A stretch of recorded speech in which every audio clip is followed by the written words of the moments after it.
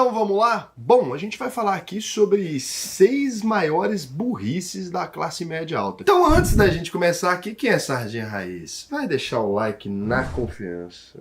Vai deixar o like antes do vídeo começar, porque você sabe que o vídeo vai ser bom. Você que não é um Sardinha Raiz ainda, o que você vai fazer? Considera deixar o seu like e se inscrever depois que o vídeo te agregar de alguma forma. Já começou o vídeo te chamando de burro, mas não fica assim não, todo mundo é burro, tá todo mundo aqui, tá abraçado na mesma burrice. Nossa, Raul, mas eu sou rico, né? As pessoas costumam dizer que eu sou rico, ninguém me chama de burro. Você já falou que eu não sou rico e me chamou de burro, como é que eu vou lidar com isso? Pois é, bem-vindos à realidade, né? É que a classe média alta, como tem diarista em casa, é acostumada a achar que é rico, mas não é rico não. Então eu vou ter que conversar sério aqui com você.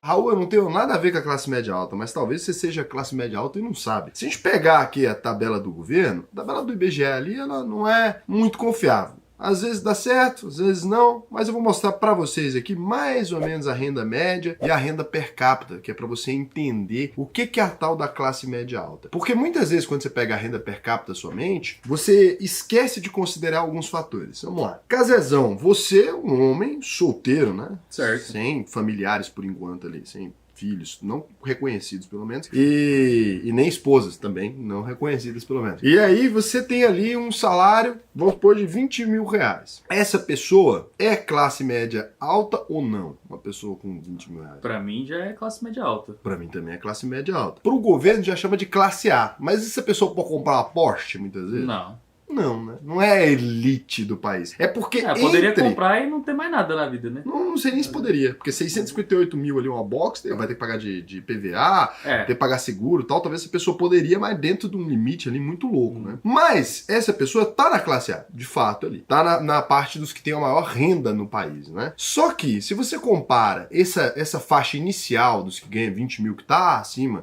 de 93% da população brasileira, com os próximos 1%, que é aqueles que têm mais 100 mil de salário ali, por exemplo, que já seria a próxima faixa, e depois com aqueles que têm 1 milhão, né, que já seria uma faixa muito acima, você vai reparar uma grande distância. Então a gente chama isso aqui, a gente vai chamar isso aqui tudo de classe média. Então é classe alta, mas é classe média alta, eu vou considerar assim. E os ricos mesmo, essa elite, é uma galera que ganha acima aí, dos 50 mil ali, eu já diria que é uma pessoa mais rica. Mas aqui tem uma consideração. Se você tivesse 10 filhos e ganhasse 20 mil, você ainda seria classe alta? Não. Não, né? Porque por mais que a sua renda familiar ali, vamos supor que só você trabalhasse na casa, fosse desse valor, você teria que dividir ela por 11. Então assim, 20 mil dividido por 11, você teria R$ 1.818 por pessoa. Seria equivalente a um pai de família normal que ganha 6 mil reais. Então, a gente tem essa discrepância. Por isso que é importante considerar, né, a renda, de modo geral, mas também considerar a renda per capita. Qualquer pessoa que tem uma renda per capita que ultrapasse R$ 667,87 por pessoa está dentro da classificação de classe média. Até R$ 3.755 por pessoa. Para isso você soma todos os membros que moram na mesma casa que você, todos os membros. Raul é meu primo, ele contribui ativamente para as despesas ou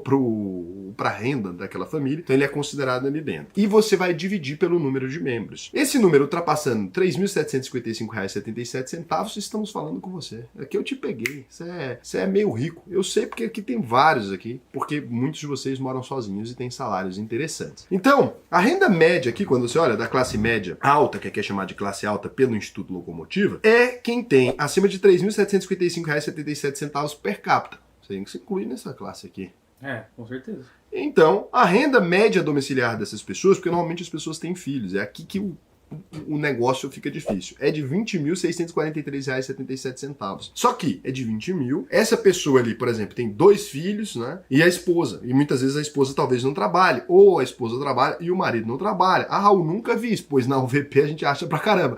As pessoas concursadas ali, isso é muito comum, porque o pai fica às vezes cuidando das crianças ali. Então essa pessoa teria uma renda de 5.160, né? Unicamente para cada pessoa ali. Ou a pessoa ganha uns 16 mil, ganha uns 14 mil e tem ali dividir por 4, por 3. Ou muitas vezes a mulher ganha 8, o marido ganha 8, somando dá 16, eles têm mais 2 filhos. Pode acontecer qualquer cenário. E aí, como é que a gente vai chegar nessa conta? Quando a gente chega nessa conta, a gente está falando o seguinte: supunhetamos alguém que ganha 10 mil reais ali. Supomos, ou seja, foi só para fazer uma piada de mau gosto. Então a pessoa ganha 10 mil reais. Então tem uma mãe, um pai e 2 filhinhos. 4 pessoas ali. Pega 10 mil, divide por 4. 2.500. Essa pessoa tá na classe B aqui, né? Já tá na última faixa ali, quase na penúltima faixa indicativa, na última mesmo da classe B, mas ali ainda é uma pessoa de classe média. Mãe e pai trabalha, ganha 20 mil e tem 2 filhos. Então 20 mil dividido por 4, a pessoa tem 5 mil. Tá na classe A ali, tá na classe média, né? E aí a gente pode considerar que a pessoa saiu da classe média a partir de 50 mil ali, no português do povo, das ruas. Não tô falando aqui nos índices, indicadores, etc. Gente, falar que alguém, né, que ganha 25, 30 mil reais é rico, é um desconhecimento de causa do que seja riqueza. Vou te ser bem sincero. Nossa, Raul, mas um juiz então não é rico? Não, é um assalariado com salário bom. Mas assim, comparado com um dono de supermercado de esquina, ele tá muito distante. Então a gente não pode dizer que essa pessoa é rica, principalmente porque normalmente essas pessoas só têm passivos, não tem nada que produza renda para ele, muitas vezes não tem investimento, etc. Raul, mas o cara é um juiz, aí foi ali, pegou umas casas de aluguel, tarará, hoje tá ganhando 100 mil. Aí sim, é uma pessoa, ou tá ganhando 60, 50, 50 mil, acho que é o limite de faixa indicativa ali que eu diria que alguém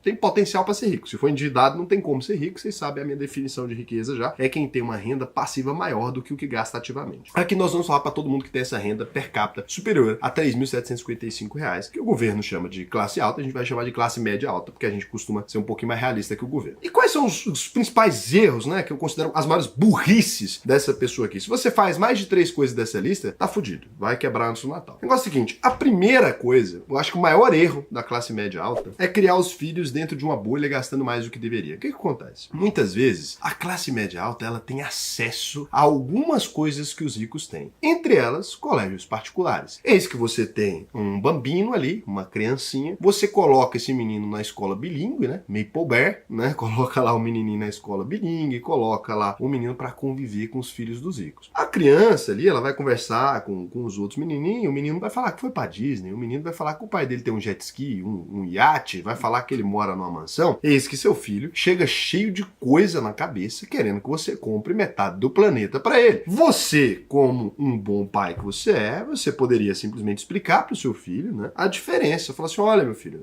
a gente faz aqui, para você estar presente nesse colégio, a gente se esforça bastante, né? Não é uma coisa que pra gente é da mesma forma como é pro filho do seu coleguinha ali. Existem pessoas que têm mais e menos dinheiro na sociedade, a gente se inclui nessas que têm um pouco menos de dinheiro. Então aqui você já tá num lugar que tem pessoas com mais dinheiro, mas isso pra gente é difícil. Então assim, a gente não consegue comprar muito mais coisas e você não consegue competir de igual para igual no tablet do coleguinha, no celular do coleguinha. Inclusive você vai ter que estudar mais para se destacar para esse investimento valer a pena. Em vez disso, o que o filho de uma égua do pai faz ou da mãe? Vai ali, parcela a porcaria pro menino e vai dando. Vai criando ele dentro de uma redoma, que ele pensa ser muito rico. Quando ele vai crescendo, ele vai descobrindo que ele não é tão rico assim. Em vez de ter se preparado a vida inteira esse menino para poder passar na universidade pública ali, ou ter passado para fazer um intercâmbio, o pessoal que estuda em colégio bilíngue já tem condições de fazer isso, você preparou o seu filho para ser uma ameba e para herdar uma empresa. A grande questão é que você não tem uma empresa para dar para ele agora, não uma que vai dar esse retorno. Eis que você cria o menino que não tem absolutamente nada. Recebe uma boa educação, não sabe o que fazer com ela, porque os pais, na intenção de proteger os filhos, acabam exagerando nessa camada de proteção. Não tem problema nenhum você falar pro seu filho que ele é pobre. É uma boa informação para ele saber desde sempre. Ah, mas ele não é pobre exatamente. Exato, mas se você falar que você não é pobre, né? Falar a vida inteira pra pessoa que ela é pobre. E quando ela crescer, ela descobrir que ela não era tão pobre assim, ela fica mais feliz. Se você falar a vida inteira que é rico, quando ela crescer, ela descobre que era mais pobre do que pensava, ela fica triste. Então o jeito de não causar frustração é contando pra criança que ela é meio pobre pra ela se esforçar pra tentar fazer alguma coisa. Isso aqui é o melhor conselho pra classe média de modo geral, porque a classe média é onde mais a gente vê os erros crassos, assim. Eu conheço de longe. Quando vem um menino na entrevista de emprego aqui, eu sei se ele foi criado fora do métier original ali dele, né? Eu sei se ele era muito rico e o pai falou pra ele que ele era muito rico, isso daqui você já consegue reconhecer mais fácil. Eu sei se ele era muito rico e o pai mentiu que ele era meio pobre, e aí ele chega aqui já mais na humildade, já acha que não é tão rico assim, já se torna uma pessoa mais tragável. E eu sei quem foi o filho de classe média, que os pais eram pobres, ele foi criado como se fosse rico e é pobre. E aí a gente tem que contar pra ele, falar, opa, você não é tão especial assim, inclusive você é meio burro. E aí a pessoa, às vezes, tem uma decepção muito grande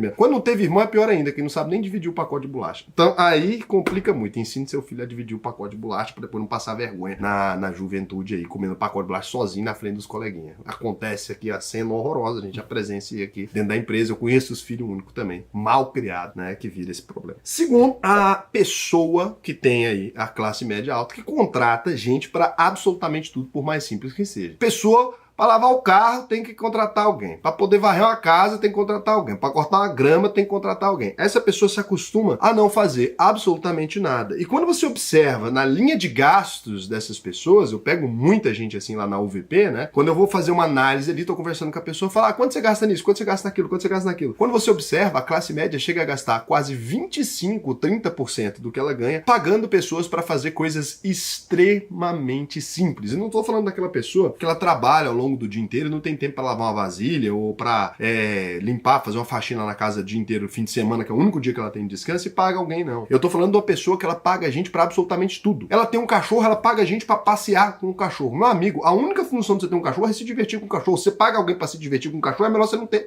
Você fica sem o cachorro, cara. Você não tem que ter o custo. Porque se você não vai aproveitar em nada essa coisa, para que você tá fazendo? A pessoa paga alguém para brincar com o filho dela. Pra que caralhos você tá trabalhando, meu lindo?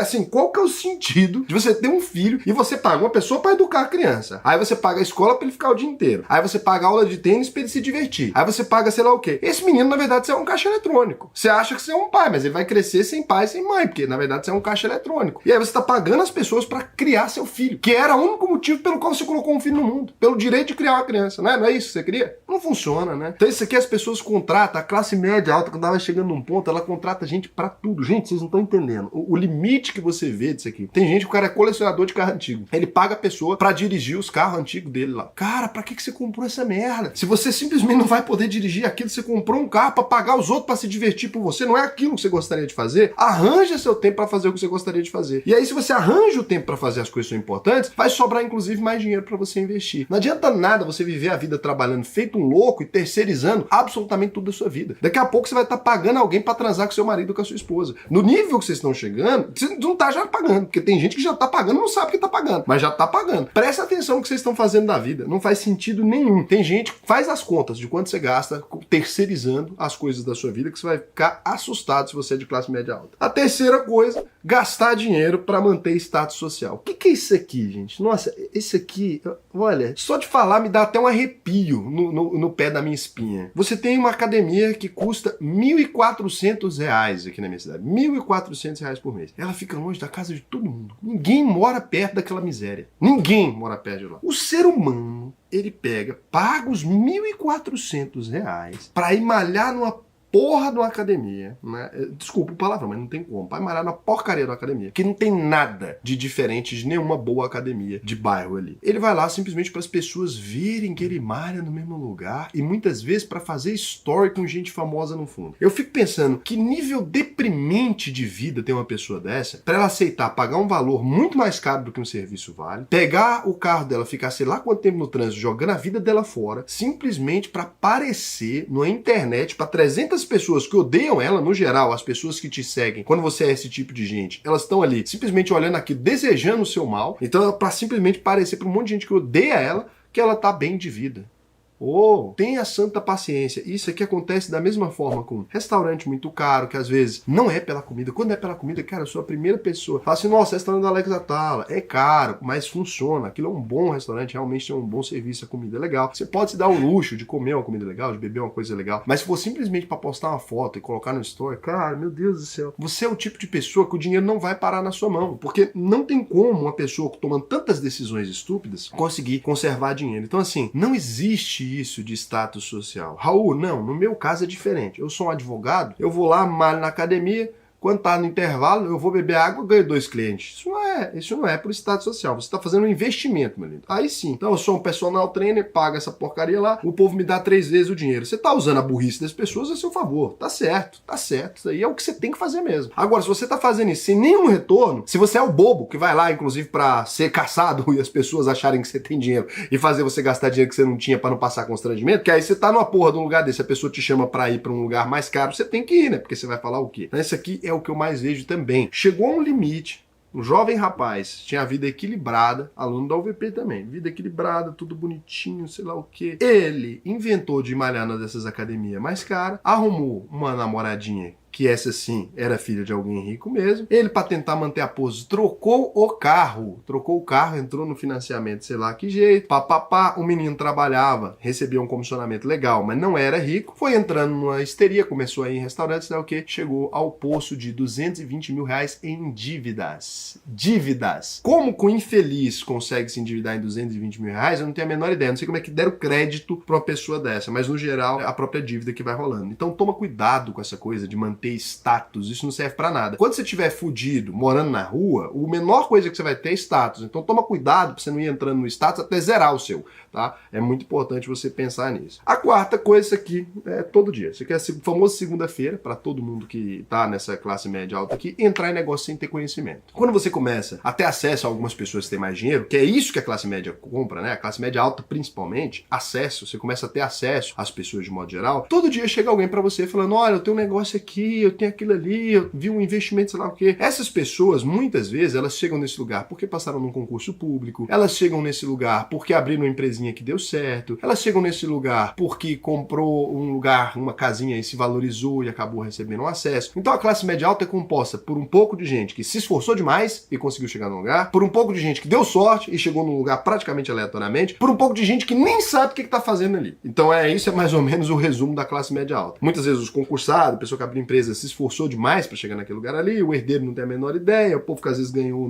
numa loteria, às vezes comprou uma casa que é praticamente ganhar na loteria e se valorizou, comprou uma cidade no interior que funcionou, sei lá o que, cada coisa acontece ali e vai levando essa pessoa a isso. Aí chega alguém e fala, tem um negócio aqui que eu descobri com criptomoedas, é a famosa Bryce Company, você não quer botar aqui, não, seu patrimônio inteiro, a pessoa fala, quero, vende a coisa que deu certo para ela, muitas vezes uma empresinha miúda, taca o dinheiro tudo nisso aqui, dá certo por 8 meses e se lasca. Top recordista de quem mais perde dinheiro em toda a pirâmide financeira quando cai é gente que tinha dinheiro. Então a pessoa tinha 1 milhão, tinha 800 mil, tinha 900 mil. É essa galera que tem muito a perder. Porque o pobre, ele bota o dinheiro ali, mas ele tinha 5 mil. Perdeu 5 mil é a moto que ele tinha. Só perdeu a moto, vai lá, financia a outra, volta tudo ao normal, né? O patrimônio do pobre já é pouco. Perde, mas perde pouco. Agora, o cara, quando ele chega na classe média alta, quando ele perde, ele não sabe reconstruir aquilo. Porque muitas vezes não foi um dinheiro que veio de um trabalho consistente de anos. Muitas vezes foi uma coisa que, cara, aconteceu, ele conseguiu juntar aquele dinheiro mais ou menos que ele nem sabe como. Fez uma gambira, vendeu 2 carros, comprou um lote, sei lá, alguma coisa, quando você vê, tem um dinheiro ali. E aí a pessoa que menos poderia perder dinheiro, que mais teria se estabelecer, se investisse esse dinheiro de forma coerente, se colocasse uma carteira voltada para dividendos, para gerar renda, acaba perdendo tudo ali. Então entrar em negócio sem conhecimento. Se você não sabe do que se trata, não existe negócio bom. Não sabe, não é bom. Simples assim. Eu tenho tal oferta para você. Você não consegue entender aquela oferta, vai procurar estudar e entender. Não conseguiu entender, não é bom. Não existe nenhum negócio bom que eu não entenda, Raul? Não. Porque senão como é que você vai saber? Você entrou no negócio, ele pode ser bom para quem tá te vendendo, mas pode não ser bom para você. Até porque se fosse bom, ninguém tava te oferecendo. Ninguém está oferecendo para as pessoas uma forma mágica de ganhar dinheiro que não beneficia essa pessoa que está te oferecendo do nada. Você tem que entender qual que é o benefício, tem que estar claro o benefício dessa pessoa que está te oferecendo alguma coisa. O quinto aqui, um dos maiores erros, se endividar, né, por ter acesso a crédito. O que acontece? Você passou num concursozinho público, acabou de passar. Tô aqui tranquilo, sou professor, estudei, passou no concurso público. Vai receber 16 ligações. 16 ligações na sequência. Primeiro um banco mandando você abrir a conta salário, depois outro banco oferecendo para você um benefício Prime, sei lá o que, com sala VIP, depois outro banco oferecendo sei lá o que, depois o povo oferecendo o plano de saúde sei lá da onde, depois o povo oferecendo seguro para funcionário público, depois o povo oferecendo tudo. Se cada ligação dessa você vai atender, é tudo, na verdade, gente tentando te enfiar em dívida. É crédito consignado, já pega o antecipado, pega 90 mil reais e paga daqui 16 meses, e o povo vai te oferecendo tudo quanto é coisa, porque o seu dinheiro é previsível. E aí, o famoso classe média alta aqui, ele transforma isso em complemento de renda. Para você ter noção, uma das coisas que beneficiaram a votação do Bolsonaro na última eleição agora é ele falar que daria acesso a uma maior capacidade de endividamento de crédito consignado para os funcionários públicos. Quando eu descobri gente defendendo o Bolsonaro dentro de grupos aqui, por conta desse motivo, eu fiquei assustado. E aí o Lula foi lá, teve que falar que ia fazer a mesma coisa também, que senão não conseguia voto. Agora você imagina, o político ele agora promete a capacidade de te endividar e o povo vota no político pela capacidade de se endividar. Então assim, cuidado, se você tem uma receita previsível, o que você pode fazer é, pelo contrário, não criar dívidas, né? A pessoa, às vezes, que tem uma receita mais volátil, ela cria dívidas. A pessoa que tem uma receita mais equilibrada, ela não precisa criar dívidas. Então, assim, isso aqui é muito importante. E o sexto, misturar, né, o dinheiro da sua família com o seu dinheiro pessoal. Isso aqui é um dos maiores equívocos da vida. Seja o funcionário público, que ele vai ali e empresta um dinheiro para um parente, né? Ele fala, vou pegar meu dinheiro, vou emprestar para o parente ali, e ele vai me pagar. Você acabou de misturar. E aí, a partir de agora, você muitas vezes tem que ficar cobrando aquela pessoa, vai entrar num desnível. E seja o herdeiro ali, muitas vezes, que ele começa a gastar como se ele fosse o pai dele antes do pai morrer. E aí ele começa a gastar ali, compra carro, compra sei lá o quê, sem ter condições de sustentar, se fiando no dinheiro de outra pessoa. Quando essa pessoa vem a faltar por alguma razão, a vida dessa pessoa vai toda pro buraco. A mesma coisa acontece com o funcionário público e sem a pessoa vir a faltar, né? Ela simplesmente começa a não pagar as próprias dívidas que vão ter com você. Então eu falei muito aqui de funcionário público, falei de pequenos empresários e tal, é porque esse normalmente é o nicho da classe média alta aqui. Eu quero saber o seguinte, eu esqueci alguma coisa? Não acabou ainda, mas eu esqueci alguma coisa aqui? Se eu esqueci, você comenta aqui embaixo. E o negócio é o seguinte, vou ler algumas perguntas que vocês fizeram nos últimos vídeos, mas se você é da classe média alta e você ainda não tem uma carteira para você viver de renda, cara, uma das coisas mais fáceis para você que está nesse lugar é montar uma carteira para que você possa viver de renda e não depender mais do seu trabalho, construir um patrimônio realmente interessante. Se você quiser aprender a fazer isso, eu mesmo posso te ensinar, né? Não só para você, como eu ensinei já para mais de 7 mil pessoas, na verdade, agora. Então você pode vir aqui, entrar alvp.com.br, fazer sua análise de perfil, me contar como é que tá a sua vida financeira hoje. Tá desse jeito, tenho isso, isso e aquilo. E eu vou te dizer para você o que a gente pode fazer para resolver isso, né? Você vai entrar aqui na UVP e vai aprender a investir diretamente comigo. Se você já tem mais dinheiro, seu patrimônio é maior, você pode até clicar aqui na consultoria individual e pegar uma consultoria personalizada para você. Mas isso aqui eu só indico para pessoas que estejam aí nessa casa que ganha mais acima de aí 40, 50, pode ser mais funcional. Você pode fazer as duas coisas, posso fazer a UVP e depois fazer a consultoria. Se você tem menos dinheiro ali, uma coisa vai te ajudar a escolher uma consultoria mais barata. Mas recomendo bastante para você que você faça o processo seletivo. Raul, fiz o processo e não fui aprovado ainda. Fica calmo, a gente está analisando todos os candidatos aqui para a próxima turma da UVP. Se você não for aceito para essa, você pode tentar novamente. Muitas vezes você consegue ser aceito para outra turma. Pode ser que alguma coisa que você respondeu ali não faça sentido dentro do nosso método, então a gente, tá com uma expectativa muito alta, quer ficar rico da noite pro dia, isso aí não é o tipo de coisa que a gente está procurando. Então, em outro momento, quando você estiver mais alinhado com os nossos propósitos, você pode voltar aqui e, quem sabe, começar aí a fazer o VP, tá bom? Agora, vamos para aquele quadrinho maroto. Cê me pergunta, eu lhe respondo, eu tomo pinga, cada domingo, dançando e curtindo o Wanda e não consigo nem... Isso me lembra a máxima do Lito. A maneira mais fácil de se tornar milionário com aviação é começar bilionário. O Lito aí do Aviões e Músicas. Frase corretíssima. O Mirmidione Pay, desde que o Raul disse que tirou os anúncios do meio do vídeo, eu sempre assisto todos os anúncios iniciais desse canal. Às vezes o YouTube joga pesado e coloca uns anúncios enormes, de 10 mil, mas temos que apoiar os criadores. Beleza, meu lindo. Eu tirei os anúncios do meio do vídeo e do final também. Só mantive o anúncio obrigatório. Só deixo agora os anúncios que o YouTube não me deixa arrancar. Raísson Souto. Pô, Raul, também acho interessante postar seus vídeos para podcast, pois isso ajudaria a consumir menos banda do meu pacote de dados quando estivesse fora de casa e continuar escutando mesmo com a tela bloqueada. É porque vocês não têm YouTube Premium, né? Eu posso avaliar aqui, se essa for uma ideia importante para vocês, eu posso avaliar aqui. Vamos ver se tem alguma pergunta aqui. O Felipe Alves fala, Raul, parabéns pelo seu trabalho, com certeza você me ajuda muito, como ajudou muita gente a se interessar por investimentos e aprender a ter controle com o dinheiro. Ainda estou construindo minha reserva de emergência, logo mais quero ser seu aluno na UVP. Não se preocupe, a gente vai estar aqui te esperando. O Trilhas no Mercado falou, infelizmente renda variável no Brasil tem pouquíssimos setores realmente atrativos. Mesmo nesses setores é importante fazer um bom stock picking. Num cenário incerto como o atual, faz sentido manter posições em renda fixa e alocar a maior parcela do setor de renda variável no exterior. Independente do cenário atual ou não, meu lindo, tem excelentes mercados no Brasil, tá? A gente pode ressaltar energia, pode ressaltar setor bancário, a gente pode ressaltar o setor de celulose, a gente pode ressaltar os vários setores de commodity onde a gente ganha das empresas internacionais. Então, isso aqui que você disse não é totalmente verídico, não. A gente tem mais de 400 empresas no mercado brasileiro. Eu vou deixar o like aqui de consideração pelo seu esforço, mas melhore. E o Vezanfir. Fala, Raul, obrigado pelo conteúdo. Vai aqui a sugestão de vídeo. Que tal dar ideias de investimentos a pobres milionários? Como é que pode ser um pobre milionário, menino? Vou exemplificar a minha ideia numa pergunta. Que bom,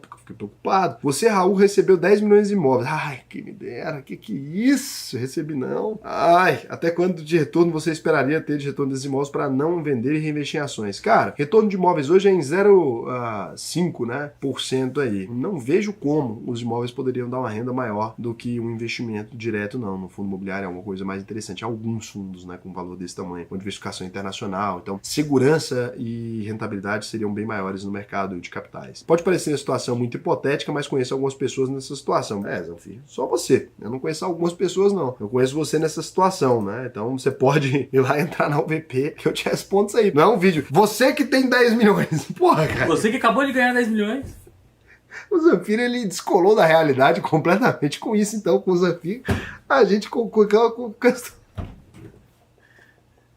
Ô, Zanfir, tem ninguém nessa situação não, Zanfir. É pouca gente. É assim, no Brasil inteiro, se tiver... Hoje, assim, se tiver 200, é muito. Esse é um vídeo para 200 mil. E o negócio é o seguinte, você que é pai, né? E você tá construindo um patrimônio, vou dar um conselho para você. Para as pessoas aqui, é o conselho do dia. Eduque o seu filho financeiramente, pelo menos para ser herdeiro. Se você tá construindo um patrimônio, vai explicando ali como é que funciona, como é que é feito o gerenciamento desse patrimônio, de onde que veio esse dinheiro, como é que ele pode conservar isso. Muitos pais pecam, né, em manter os filhos ricos, não porque não deixam dinheiro para eles, como você pode ver aqui, mas porque não deixam educação financeira mesmo. Educação financeira não é, onde investir isso e aquilo. Não, como é que o papai fez para gerar esse patrimônio? Ó, a mamãe aqui. Como é que eu fiz para gerar um patrimônio desse tamanho? Aí você vai ali, explica tudo certinho e vai dar tudo certo, tá bom, meu lindo? E se você quiser continuar esse diálogo, a gente tá com um quadro novo lá no Instagram, @RaulSena, né? Pode ir lá. Nossa, ele tá brabo, hein? Beijo pra vocês.